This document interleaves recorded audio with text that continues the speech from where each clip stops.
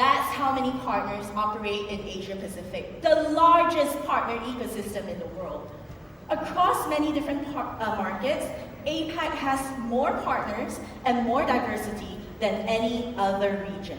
And even with all the uncertainties that partners tell me you're facing, Omdia predicts that the APAC channel will grow 7% in 2025, supported by an IT market that is expanding 8% to reach $1.5 trillion.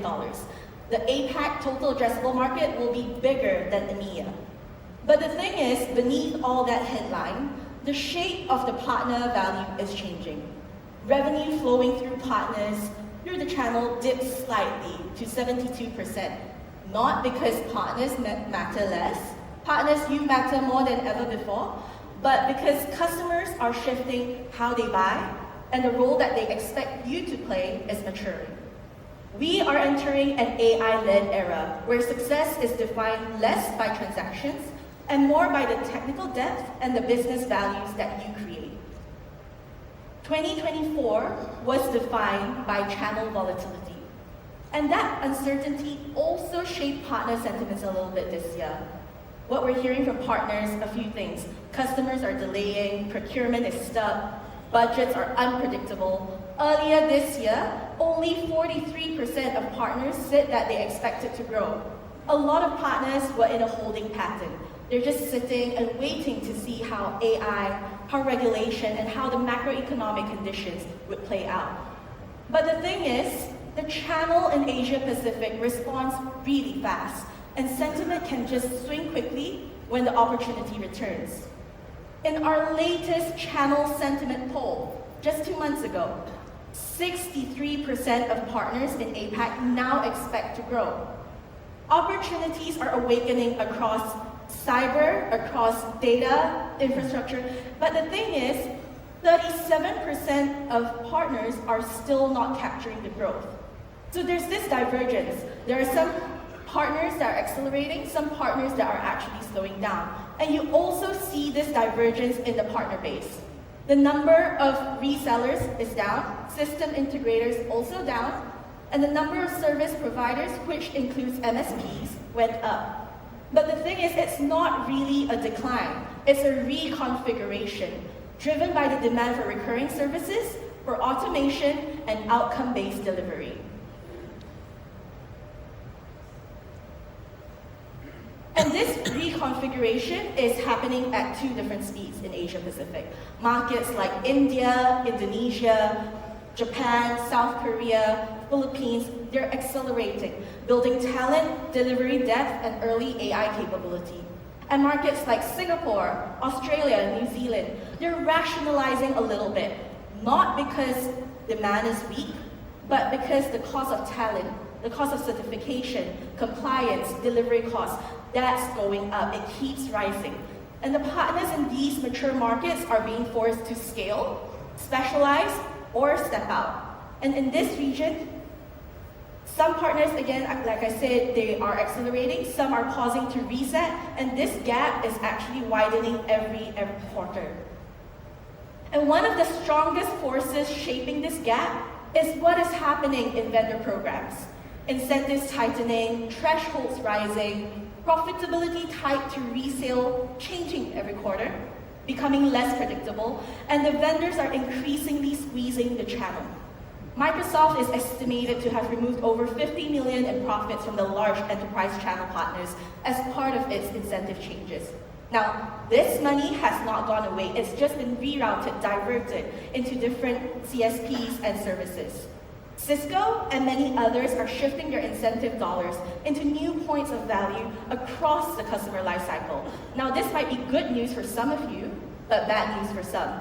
And in many cases, the direction where these vendors are taking can't be predicted. So it really reinforces a hard truth. Over-dependence on vendor margins puts your business more and more at risk. Your business value needs to be defined by you and your customers, by your services, your expertise, the outcomes you deliver, not by which brands you sell. And this pressure hits Asia Pacific harder than anywhere else because there's currency volatility. And a lot of you have told me this, vendors price in US dollars, but as a partner, I sell in local currency. So a single Forex swing can just wipe out your margins overnight. There's a fragmented partner base. There are so many small partners in this region, and the small partners are the ones who will feel that incentive shrink and tighten long before the large enterprise partners do. And regional complexity and the lack of understanding from vendors. There's at least 14 major markets in this region with different procurement systems, different regulations, different tax structures. That amplifies the impact. So when pressure hits APAC, it doesn't just land, it multiplies. Which is why the response we're seeing in AI is so important. People might see AI in APAC as an experiment, but actually, it's a capability race. Half of partners are developing AI use cases. 46% are now building AI consulting practices. 45% of partners are investing in AI certification and partnering AI specialists. The partners who will move now will define the market, and the ones who wait will have to play catch up. That's why we're seeing waves of activities in this region, not just as a financial move, but as a capability strategy. Partners are acquiring AI teams, cyber depth, data engineering capability, and internal AI transformed operations, like when Accenture acquired CyberCX. Scale. Partners are rationalizing where and how to scale. In the last 24 months, ITC Infotech acquired BlazeCloud, Tech Data acquired Orcatech, Exclusive Networks acquired NextGen. And at the same time, we're seeing the other side of rationalization. A Southeast Asian partner recently sold off its entire services arm, not because business was weak, not because it was not doing well, but because the talent and compliance and certification costs was surging and it was no longer sustainable. And once partners acquire capability and scale, the next thing they're thinking about is how to go to market. In Asia Pacific, go-to-market is fragmenting into multiple futures, multiple routes to market, and each growing at a different speed. Cloud marketplaces are accelerating, and APAC adoption is rising faster than the global average. Co-motions, co-build, co-sell, co-deliver, it's now delivering larger deal sizes.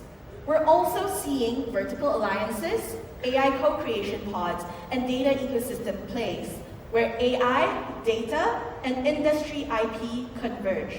And the partners who can operate across all these motions will move the fastest. And as these routes to market diversify, capability begins to travel.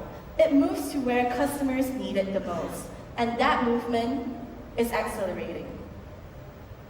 By 2028, the number of Asia-Pacific partners delivering cross-border IT services within Asia-Pacific itself will triple. Today, most cross-border delivery services flow outwards. India to global markets, Philippines to North America. Cross-border delivery is still early, but that is about to change. AI delivery centers, cyber operation hubs, cloud modernization, and vertical specialists, they're all increasingly serving customers regionally, not just locally. And we'll start seeing more APAC to APAC delivery, more APAC-based talent supporting the other APAC countries as partners scale capability. So, what will define the winners in the next era? Vision, seeing where your customers need to go. Partners who guide, advise, and lead your customers through complexity will shape the next decade. Specialization, the courage to go deep, to build strength and depth in AI, in data, in security, in cloud, modernization, and verticalization. Pure generalists will find it very hard to differentiate. The future belongs to partners who build real capability and measurable expertise. Collaboration, because no one wins alone anymore. The biggest opportunities are ecosystem opportunities where vendors, distributors, partners, ISVs, and customers collaborate and come together to co-build, co-sell, and co-deliver. And localization, because in Asia Pacific, winning here means adapting to each market's go-to-market reality. Success will belong to partners who can operate across ecosystems, build real capability, and move at the speed of their customers. And at the end of the day, the ecosystem will define the winners, and the winners will define the ecosystem. Now over to Nicole.